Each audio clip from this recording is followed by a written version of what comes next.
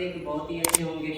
आइए दोस्तों, आज आप लोग के बीच एक बहुत ही शानदार मजेदार भर्जन एवं निष्पादन से संबंधित एक वीडियो लेकर के आए हुए हैं। तो आइए आप लोग का ज़्यादा समय न लेते हुए इस वीडियो को क्या करते हैं, शुरुआत करते हैं। तो सबसे पहले हम देखेंगे कि भर्जन क्या है। भर्जन का ही प्यारे बच्चों दूसरा नाम होता है जारण। भर्जन का ही दूसरा नाम प्यारे बच्चों क्या होता है, जारण होता है। तो क्वेश्चन पूछा जा सकता है कि भर्जन या जारण क्या है। तो माय डियर स्टूडेंट, आइए समझते हैं। सबसे पहले यहाँ देखेंगे कि जब सल्फाइड अयस्क को, जब आपके बच्चा लोग किस अयस्क को, सल्फाइड अयस्क को किसके उपस्थिति में, वायु की उपस्थिति में अधिक ताप पर गर्म किया जाता है। किसको, सल्फाइड अयस्क को किसके उपस्थिति में, ऑक्सीजन की उपस्थिति में अधिक ताप पर गर्म किया जाता है। तो माय डियर स्टूडेंट, यही आपका गर्म करने की जो प्रक्रिया होती है क्या कहलाती है,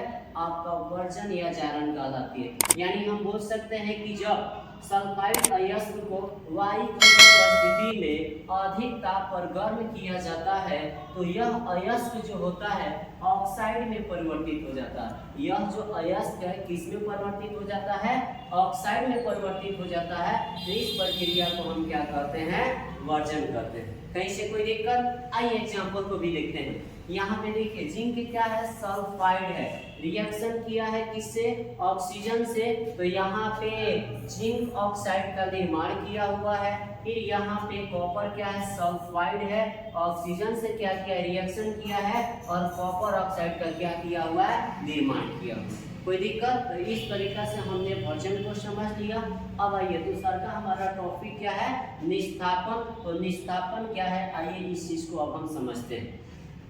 तो यहाँ निष्स्थापन में क्या है कि निष्स्थापन में कार्बोनेट अयस्क को, किस अयस्क को, कार्बोनेट अयस्क को किसके अनुपस्थिति में, तो वायु की अनुपस्थिति में, किसके उपस्थिति में, वायु की अनुपस्थिति में गर्म किया जाता है। तो यह अयस्क ऑक्साइड में क्या हो जाता है, परिवर्तित हो जाता है। इस प्रक्रिया को हम क्या कहते हैं, निष्स्थापन कहते हैं। कोई दिक्कत? आइए फिर इसका हम एग्जांपल यहाँ देखते हैं। तो यहाँ देखिए सबसे पहले ये जो अयस्क है कार्बोनेट अयस्क है, कार्बोनेट अयस्क को किसके उपस्थिति, किसके अनुपस्थिति में, वायु की अनुपस्थिति में। इसके पहले वाला जो हम भर्जन को देख रहे थे, तो भर्जन क्या था, ये आपका सल्फाइड अयस्क था और यह वायु की उपस्थिति में था। और यह माय डियर स्टूडेंट क्या है, यह कार्बोनेट अयस्क है और यह वायु की किसमें है, अनुपस्थिति में है।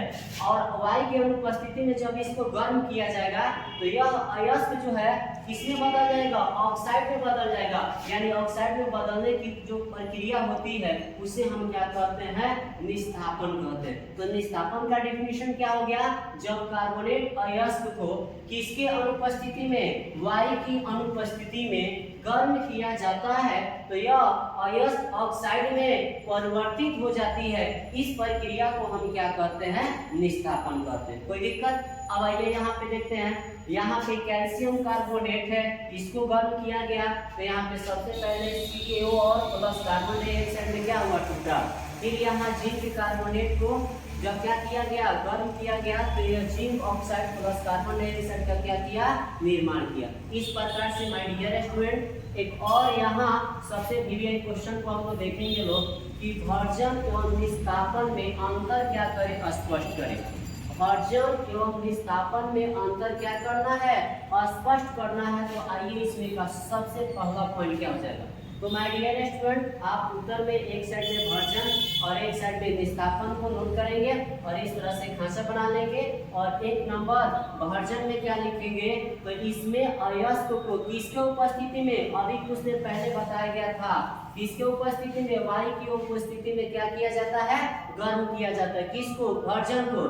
जबकि निष्स्थापन में क्या किया जाता है, अयस्क को गर्म किया जाता है लेकिन वायु की किसमें, अनुपस्थिति में। अनुपस्थिति का मतलब वहां साफा से वायु नहीं रहेगा, ना के बराबर रहेगा, हल्का रहेगा। इसीलिए वहां पे हम पर्याप्त भी लिख सकते हैं लेकिन वहां पर्याप्त न लेकर के हमने क्या लिखा है, अनुपस्थिति लिखा है। तो इसमें अयस्क को वायु की अनुपस्थिति में क्या किया जाता है, गर्म किया जाता है। दूसरा यहाँ पॉइंट को समझेंगे, इसका प्रयोग अभी बताया गया है सल्फाइड अयस्कों के लिए किया जाता है। इसका प्रयोग किस अयस्कों के लिए? सल्फाइड अयस्कों के लिए किया जाता है। और इसका प्रयोग किसके लिए? कार्बोनेट अयस्कों के लिए किया जाता है। आइए तीसरा पॉइंट में देखते हैं, इसमें SO2 गैस उत्पन्न होती है। इसमें वर्जन में SO2 गैस उत्पन्न होती है, जबकि यहाँ आपका क्या है? निस्तापन है, तो इसमें आपका CO2 गैस उत्पन्न होती है। चौथा में देखेंगे, इस विधि में अयस्क क्या हो जाते हैं? ऑक्सीकृत हो जाते हैं। तो यहाँ पे इस विधि में अयस्कों का क्या हो जाता है?